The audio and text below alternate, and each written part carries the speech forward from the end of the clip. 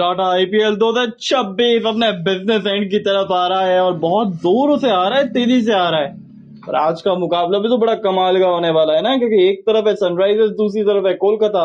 I mean batter of sixes देखने को मिलेगा या नहीं, ये तो होगी देखने वाली बात। क्या कोलकाता अपने जीत के मोमेंटम को रखेगा जारी, या फिर हैदराबाद मार जाएगा छठी बार बाजी, ये तो होगी देखने वाली बात।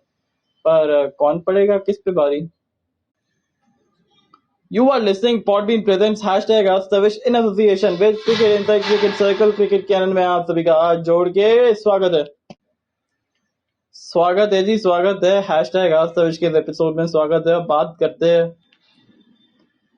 दोनों ही टीमों के प्रॉप प्लेइंग 11 का, फिर दोनों टीमों का स्ट्रेंथ एंड वीकनेस, तीसरा टॉकिंग पॉइंट आ जाते हैं हमेशा की तरह प्रेडिक्शन, और चौथा की बैटल्स। तो फिर पहले बात करते हैं दोनों ही टीमों का probably playing 11 की, तो फिर सनराइजर्स हैदराबाद की।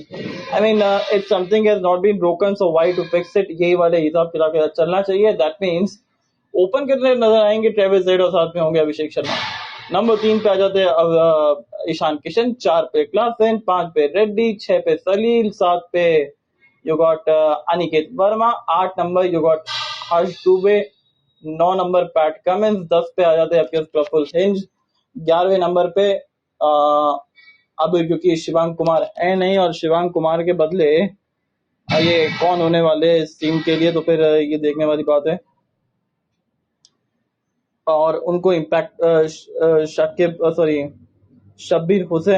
हुसैन जो कि ये मैच शायद खेलते हुए नजर आएंगे। और इम्पैक्ट प्लेयर के तौर पे एक सेकंड नया नाम इन्होंने साइन इन किया है सनराइजर्स के लिए, और ईशान मलिंगा है ना, शाकिब हुसैन जो है वो आपको उसमें नजर आएंगे आपके 12 के अंदर। और सनराइजर्स हैदराबाद के बाद तो फिर बात करते हैं कोलकाता नाइट राइडर्स की, तो फिर अजिंक्य रहाणे 10 साइफर ओपन करते नजर आएंगे। नंबर 3 पे अंकुश रघुवंशी, 4 पे ग्रीन, 5 पे पोवेल, 6 पे रिंकू, 7 पे नारायण, 8 पे रमन, 8 पे नारायण, 9 पे अनुकूल, 10 पे वैभव अरोड़ा, 11वें नंबर पे मतीशा पतिराणा, और इम्पैक्ट प्लेयर के तौर पे आ जाएंगे आपके पास वरुण चक्रवर्ती। तो फिर ये होने वाली है, I mean it's gonna be the huge game, क्योंकि बड़ा मजेदार वाला गेम रहेगा यार ये, क्योंकि मतीशा पतिराणा वापस आ गए टीम के लिए और एनओसी भी क्लियर हो गई है। तो अगर वो खेलते हुए नजर आए तो फिर स्विंगी एक्शन के सामने होगा एक और स्विंगी एक्शन। एक तरफ पतिराणा, दूसरी तरफ है मलिंगा। आई मीन दोनों पर्पल कैप के रेस में भाग रहे हैं आगे। अब बात कर लेते तो दोनों टीमों की स्ट्रेंथ और वीकनेस के, तो पहले बात करते हैं केकेआर की स्ट्रेंथ। केकेआर की स्ट्रेंथ क्या है? अगर पतिराणा जो कि खेलते हैं, इस टीम की तेज गेंदबाजी काफी बेहतर होगी, क्योंकि वैभव अरोड़ा, उसके साथ साथ आपके पास वहां पे कार्तिक त्यागी भी आ जाते हैं, उनके साथ साथ ये पतिराणा भी आ जाएंगे। अब तो you got option of Cameron green also. जिस तरीके से ये अपने आप को डिफेंड किया था पिछले मैच में, काफी कॉन्फिडेंस देगा इस टीम के लिए। देन गेंदबाजी टीम की अच्छी है, खासकर स्पिन गेंदबाजी। You got Anukul, you got Sunil Narine, you got Varun Chakravarthy as well. तो फिर ये 6 विकल्प अगर गेंदबाजी के आपके पास हो, तो फिर कप्तान बोले कि और क्या चाहिए दोस्त। दूसरा स्ट्रेंथ इस टीम का मिडिल ऑर्डर, मतलब क्योंकि कप्तान का फॉर्म नहीं चल पा रहा है इस समय, थोड़े से वो भी बहुत परेशान थे, टेंस से। पर मेरे को लगता है कि आज उनको सूट करेगा ये विकेट, और क्योंकि सामने टीम के अंदर स्पिनर नहीं है इतने अच्छे क्वालिटी के, तो शायद आज कप्तान के बल्ले से आपको ज्यादा बड़ी पारी देखते हुए नजर आ जाएगी। तो फिर बैटिंग इस टीम की स्ट्रेंथ है, मानना पड़ेगा। टिम साइफर जिस दिन चले वो दिन अकेले चलते हैं, साथ में अजिंक्य रहाणे, यू गॉट अंकुश रघुवंशी इस पूरे सीजन में कंसिस्टेंट रहे हैं केकेआर के लिए। Cameron green also find form, और साथ में जो एक बहुत बड़ा प्लस पॉइंट रहा है वो रॉबिन पावेल का है। रिंकू सिंह के रन्स निकल रहे, तो फिर आपको टीम के अंदर और क्या चाहिए। तो ये टीम की बहुत बड़ी स्ट्रेंथ हो गई है। हाँ, तीसरा केकेआर का फील्डिंग फील्डिंग हमेशा से अच्छी करती है, पिछले मैचेस में भी अच्छे कैचेस पकड़े थे। तो फिर ये टीम की फील्डिंग भी बड़ी कमाल की है। अब वीकनेस क्या है? देखो, थोड़े देर स्टार्टिंग में कॉम्बिनेशन ढूंढने में टाइम लग गया था, इसके चलते ये टीम की हालत इस तरीके से है, इस समय यहाँ पे है। दूसरी चीज, भले ही रिसोर्सेज कम है, बट इन्होंने वो रिसोर्सेज का भी सही से यूज नहीं किया यार। मैं क्योंकि मुझे ऐसा लगता है कि अनुकूल रॉय को शायद पहले थोड़ा खिला रहे थे, साथ में कार्तिक त्यागी के बदले नवदीप सैनी को आप मौका दे सकते थे। आई मीन बहुत सारी चीजें, कैप्टेंसी फ्लॉलेस नजर आई। हालांकि अजिंक्य रहाणे बतौर कप्तान आई मीन बहुत कुछ अचीव किया इंडियन टीम के लिए, इसमें कोई डाउट नहीं है, and we can't deny on this too. But हकीकत की बात यह है ना कि थोड़ा सा इनको खुद को लग रहा है कि परेशान से तो लग रहे हैं, ये थोड़े से डायलामे में है। टीम सपोर्ट नहीं कर पा रही है, टीम हार रही है, टीम नीचे लगी हुई है, तो ये एक वीकनेस है। दूसरा वीकनेस क्या है?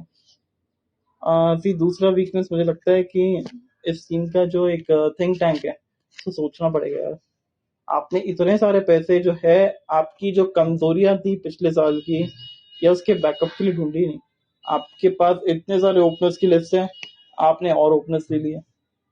आई मीन आपको जब पता है कि आपका तो एक मिडिल ऑर्डर कमजोर सा है, तो उस मिडिल ऑर्डर के प्लेयर को ले लो आप। जैसे रॉबिन पावल एक अच्छा फाइंड निकला इस टीम के लिए, तो वो चीज है। साथ में डेथ बोलेगा, आपको पता था कि इस सीजन वीक रहेगी,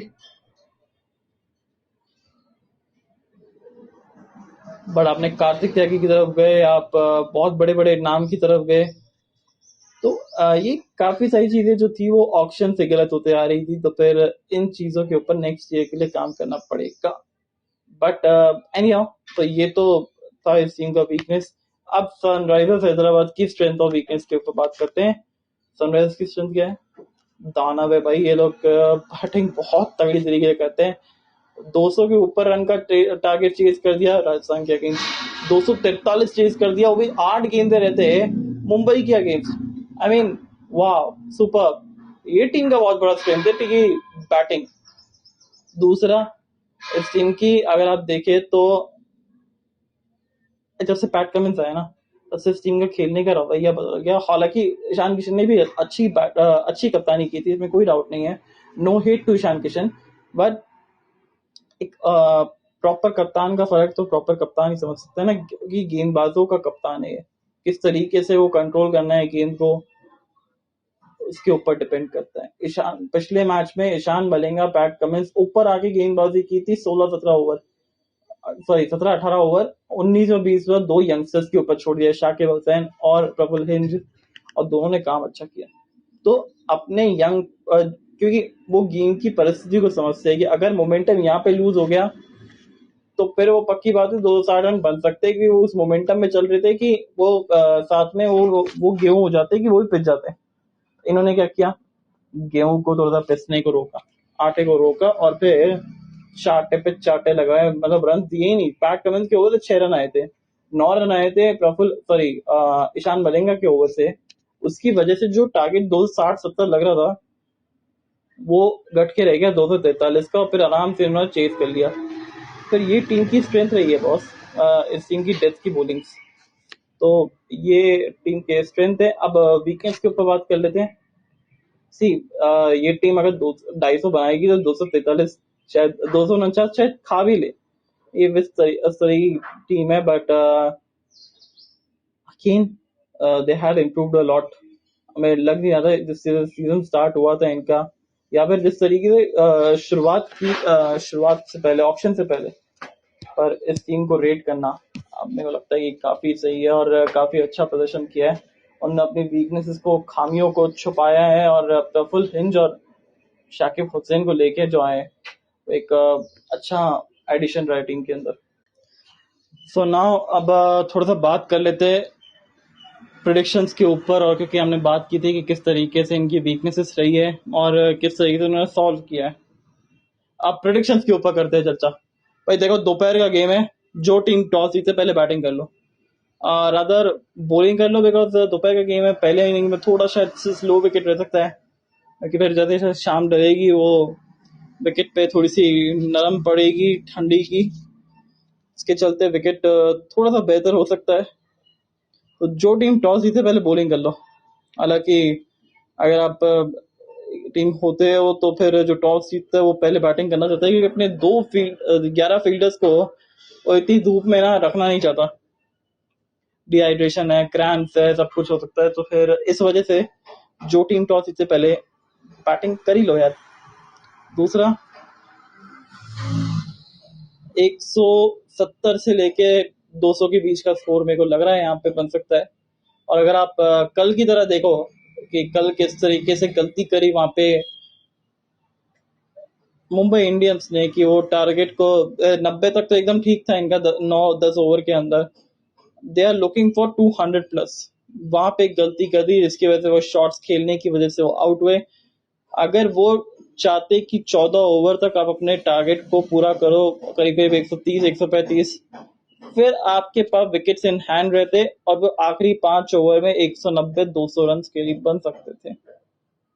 पर वहां पे ऐसा नहीं किया, विकेट्स इन हैंड नहीं रहे और हार्दिक पांड्या अनफॉर्चुनेट रहे कि करे, तो फिर इस वजह से वो 160 भी नहीं बना पाए। तो फिर वहां पे चेन्नई के लिए इजी पड़ा। अब यहाँ पे भी यही केस है कि आप अपनी बैटिंग को किस तरीके से देखते हैं, कि आपकी बैटिंग जो है वो सनराइजर्स हैदराबाद के लिए बोल रहा हूँ, ये बहुत बड़ा गैम्बल खेल सकती है टीम आज। अगर 250 के लिए जाएंगे ये टीम तो शायद ये लोग 150 भी नहीं बना पाए। तो इस चीज का ध्यान रखना पड़ेगा। और तीसरा, कंडीशन इस तरीके से है ना, I favour KKR to win this game. 6 लगातार मुकाबला नहीं जीत पाएगा सनराइजर्स हैदराबाद। और की बैटल्स की फटाफट से कर लेते हैं बात। तो फिर मतीशा पतिराना के सामने होंगे कौन होंगे, हेनरी क्लासन, क्योंकि अच्छा यॉर्कर डालते हैं और जिस ओवर्स में वो आते हैं गेंदबाजी करने तब तक तो हेनरी क्लासन आएंगे। दूसरा, ईशान मलिंगा के सामने क्या होगा, कैमरन ग्रीन का प्लान, क्योंकि हिट द डेक वाली बॉलिंग और साथ में वो यॉर्कर्स अच्छी। देन पैट कमिंस के सामने our one of the experts in this site, अंकुश रघुवंशी। इसके बाद वरुण चक्रवर्ती के सामने अगर अभिषेक शर्मा आ जाए तो फिर क्या करेंगे, और ट्रेविस हेड के सामने अगर आ जाए सुनील नारायण तो फिर वो किस तरीके से खेलेंगे। ये कुछ की बैटल होने वाली है जो कि मुझे लगता है कि होगी बहुत मजेदार। It's gonna be the interesting one. तो फिर देखते हैं कौन पड़ेगा किस पे वाली, किसका बस्ता बैंड बजा, ये तो देखने वाली बात।